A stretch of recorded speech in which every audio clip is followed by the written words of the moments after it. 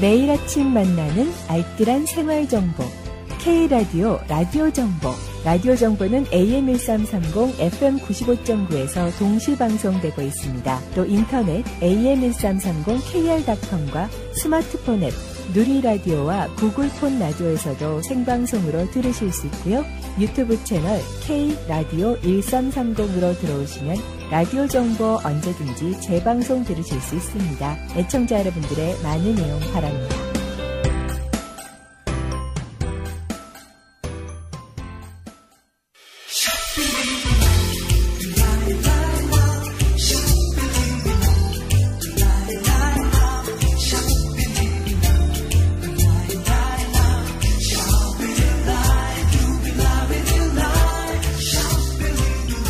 매일 아침 생활에 생생하고 유용한 정보를 드리는 라디오 정보 시간입니다. 네, 오늘은요. 박상아 보험사 모시고요. 홍수보험과 장내보험에 관해서 이야기 나눠보도록 하겠습니다. 박상아 보험사님 어서 오세요. 안녕하세요. 박상화입니다. 네, 오늘도 변함없이 보험 관련 정보를 재미있게 전달해 주시는 박상화 보험사 모셨는데요. 오늘은 홍수보험과 장내보험에 관한 이야기가 준비되어 있다고 하니까 어떤 내용일지 좀 궁금합니다. 예. 네, 태풍이 지금 소식이 계속해서 들려오고 있는데 얼마 전에 할비 소식으로 성급 물결이 시작된 지 얼마 안 지났는데요. 이제는 또 얼마 태풍이 플로리다와 조지아주를 강타했다고 하네요. 그렇습니다. 네, 그쪽에 계신 분들하고도 연락이 계속 되시나요? 일단 제가 그 조지아 쪽에 비즈니스를 철수를 했기 때문에 지금 어떻게 돌아가는지는 모르는데 저도 뉴스를 통해서 이렇게 살펴보고 있고 전체적인 그러니까 보험업에 종사하는 회사들이 모여 있는 그런 뉴스지가 있어요. 네. 그런 것을 보니까 아마 머지않아서 또 보험료가 다시 또 상승하지 않을까. 기억하시죠? 몇 년 전에 카트리나. 그렇죠. 그 카트리나 때도 그 당시 때는 보험료가 올랐지 않았지만 한 2년 정도 지난 뒤에 주택보험료가 상승한 것을 느끼셨을 거예요. 전체적으로 상승했죠. 그렇죠. 네. 한 회사, 한 지역 그런 거로 끝나는 것이 아니고 이게 전체적인 그런 인더스트리, 그러니까 보험업계가 아주 흔들리는 그런 상황이 되게 돼 있습니다. 네, 그렇군요. 자, 그럼 오늘은 일단 홍수보험을 먼저 알아볼까요? 예, 그러죠. 네, 홍수에는 어떤 종류가 따로 있습니까? 종류라고 말씀드리긴 좀 그렇고요. 많은 분들이 제일 오해하는 건 첫 번째, 사실 그 홍수하고 비 피해, 바람 피해 뭐 그런 걸 갖다가 혼돈을 하세요. 단순하게 비가 와가지고 지붕에서 물이 흘렀다. 그거는 홍수는 아니에요. 홍수는 그 2에이커. 그러니까 2에이커에 두 필지, 그러니까 주택이 2개 이상이 표면수에 의해서 잠길 때, 표면수라는 건 뭐예요? 강물이 넘쳤다든지 아니면 빗물이 이렇게 흘러가면서 그게 넘치는 거잖아요. 네. 그래서 문이나 아니면 벽을 통해서 물이 들어오는 경우를 홍수라고 얘기합니다. 네, 그렇군요. 그렇다면 어떤 등급들도 매겨집니까? 예, 맞습니다. 이게 심각도에 따라서 그리고 프리퀀시, 그러니까 얼마나 자주 있느냐에 따라서 등급이 정해져요. 그래서 아시다시피 그 홍수보험 가입하실 때 이미 벌써 보험을 본인이 가입하고 싶어서 가입하는 게 아니고 몰게지 컴퍼니, 다시 말씀드려서 은행에서 돈을 융자할 때 벌써 거기서 조사가 다 끝나요. 그 지역은 홍수 지역이다. 그리고 홍수 지역인데 A 지역이다, B 지역이다, AB 지역이다. 이렇게 미리 먼저 조사가 된 상태이기 때문에 거기에 관한 걸 갖다 보험을 가입하게 돼 있습니다.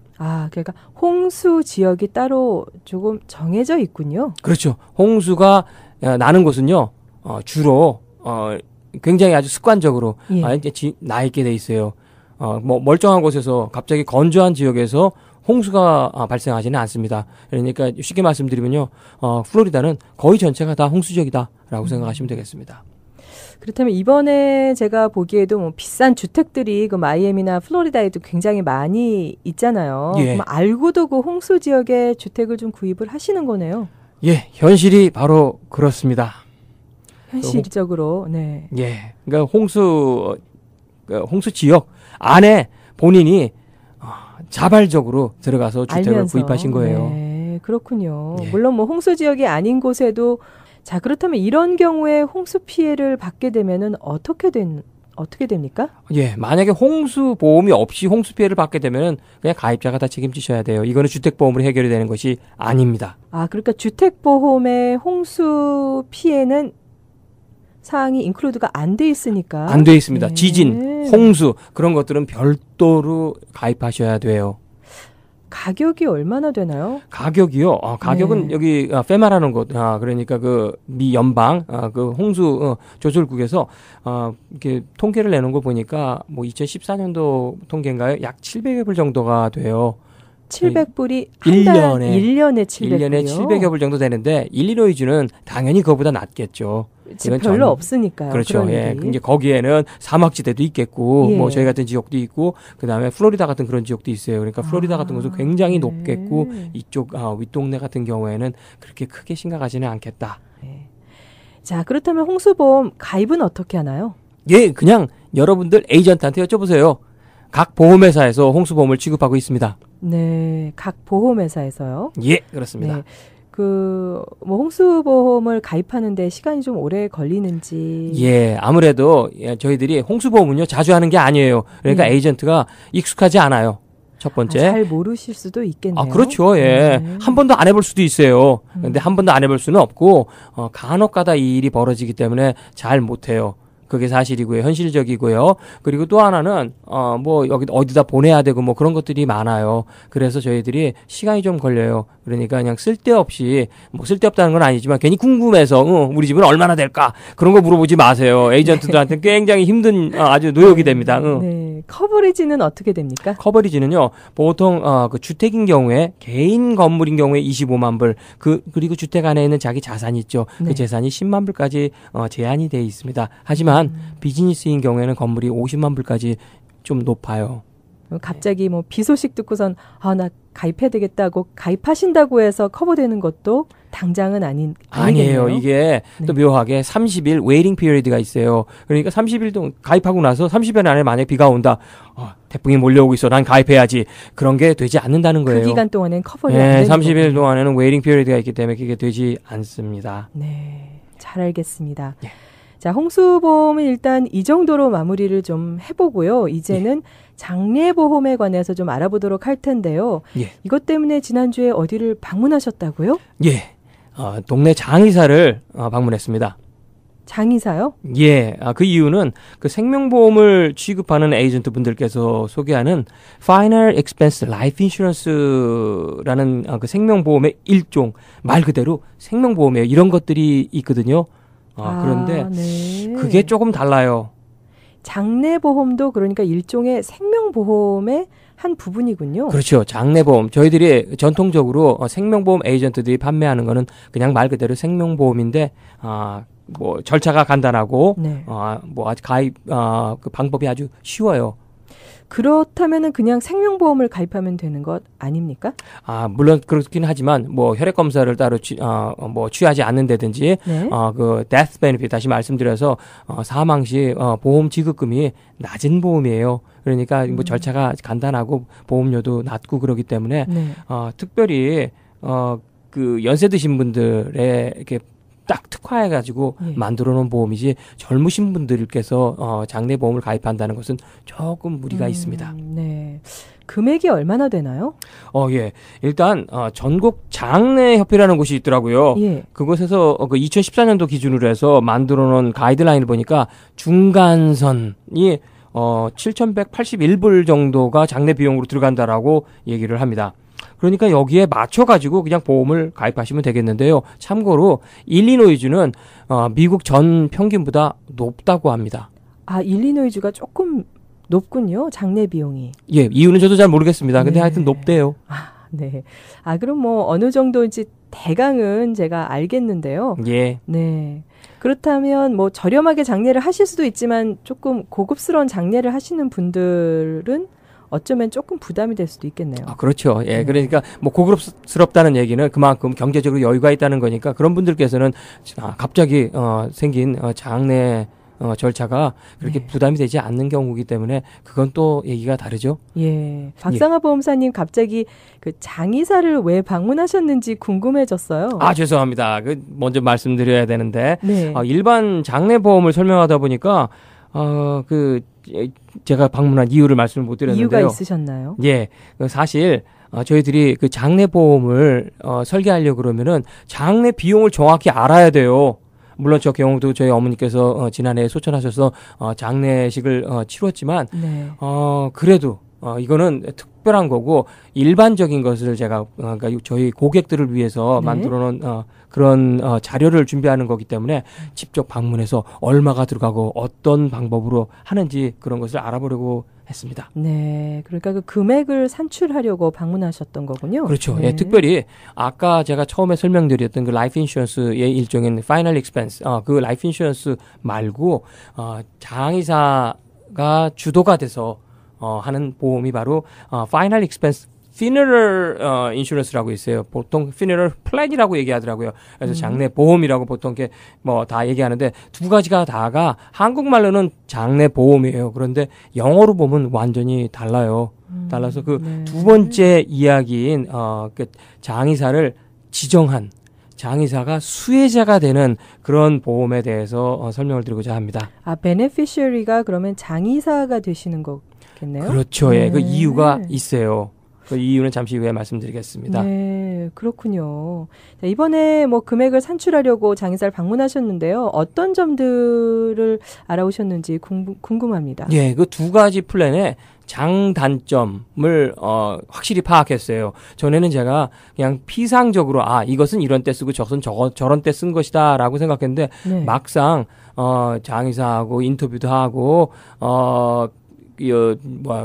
보험회사 네. 보험회사 그 직원하고도 인터뷰를 했어요. 그래서 그쪽 보험 특화되어 있는 그 플랜을 그 피너럴 플랜을 그 셋업하는 그런 보험회사에서 나온 분이 이렇게 말씀하셔갖고 그분들은 자기 보험이 제일 좋다라고 또 말씀하시죠.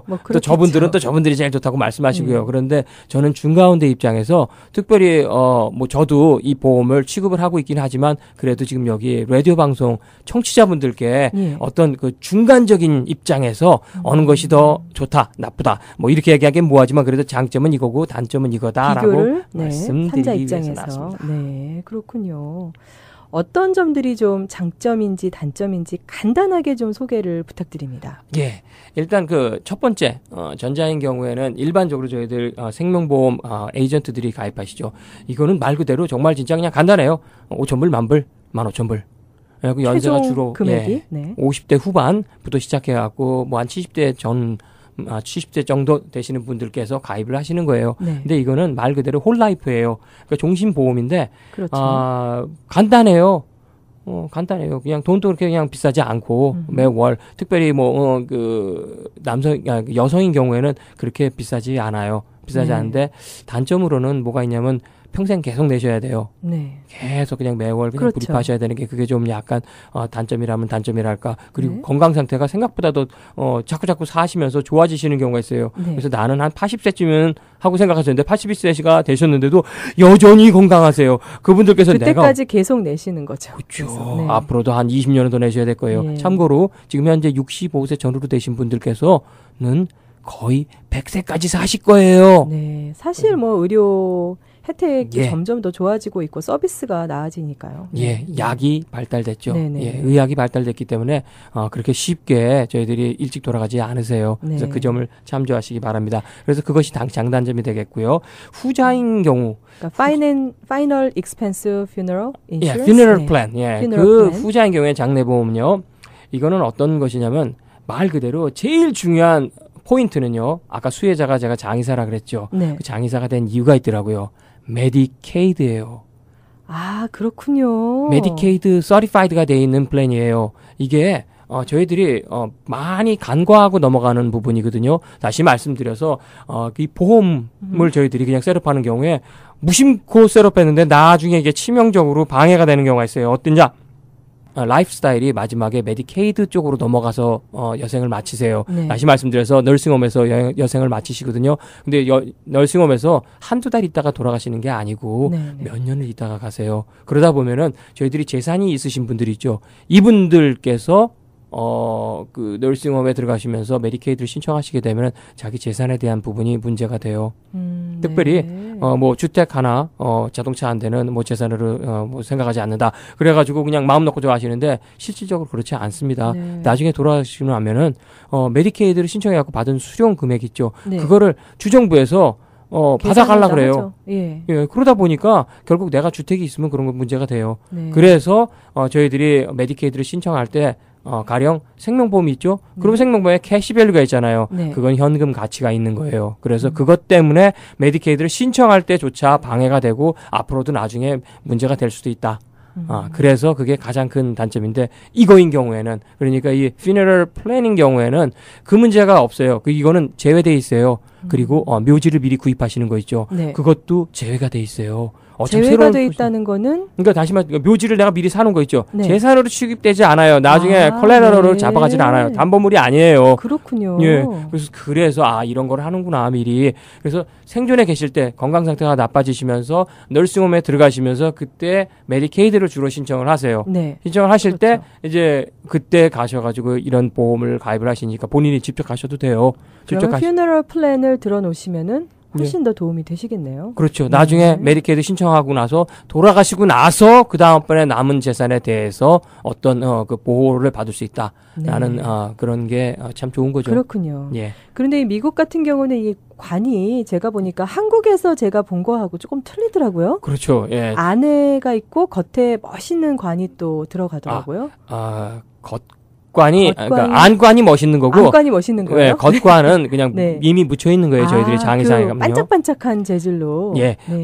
저희들이 장의사에 제가 그 지하실에 직접 내려가 봤어요. 내려가 보니까 그곳은 그냥 관을 갖다가 10수개, 14개 정도를 갖다가 그냥 실물을 갖다가 거기다 전시를 해뒀더라고요. 그렇군요. 전 진짜 깜짝 놀랐어요. 이렇게 하는구나라고. 그래서 거기서 뭐 들어눕지는 못해봤지만 그래도 그걸 실물을 만져보고 그 직접? 관이 어떻게 생겼다라는 걸 갖다가 이렇게 제가 직접 설명을 들어보니까 이 관이 이 코너가 라운드가 된 거는 비싼 거구나. 만들기 어려우니까. 그리고 나무로 만든 거하고 금속으로 된 게 또 가격이 어떤 차이가 있다라는 그런 것들을 갖다가 미리 설명을 들어보니까 어떤 뭐라 그래야 되나 좀 마음에 안심이 되더라고요. 나는 나중에 저런 걸 해야겠다.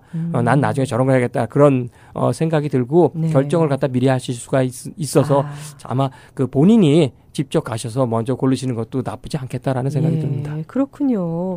미리 이렇게 알아두시면은 사실 나중에도 다른 분들이 뭐 준비하실 때도 좀 도움이 될 것 같습니다.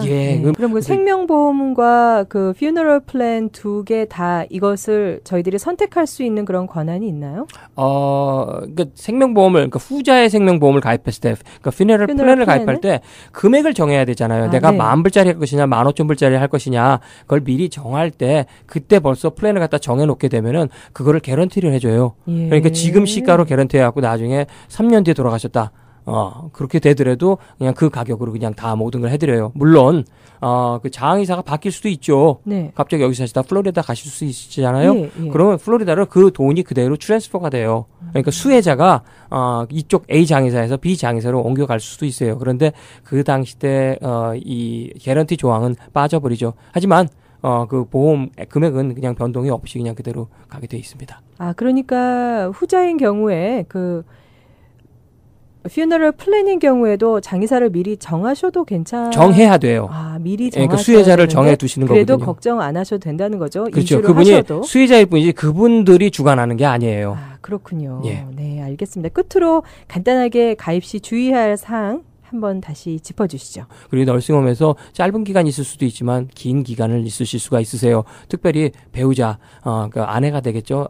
주로 여성분이 더 남성보다 더 오래 거기 계세요. 그러니까 남성분이 먼저 소천하시게 되면 그 다음번에 그 뒤에 따라서 배우자가 들어가시거든요.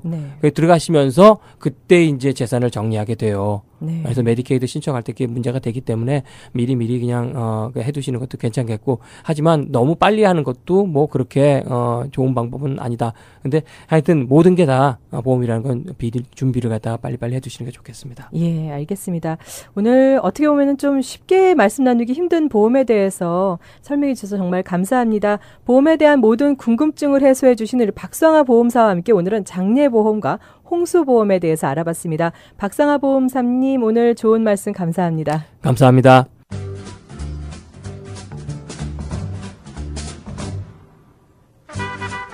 오늘 라디오 정보에서는 박상화 보험사와 함께 장례보험과 홍수보험에 대해서 알아봤습니다. 박상화 보험사 연락처 다시 한번 알려드리겠습니다. 1800-717-7963 800-717-7963으로 연락하시면 되고요. 또 이제는 샴버그와 글렌뷰 두 군데에서 편리하게 만나보실 수 있습니다.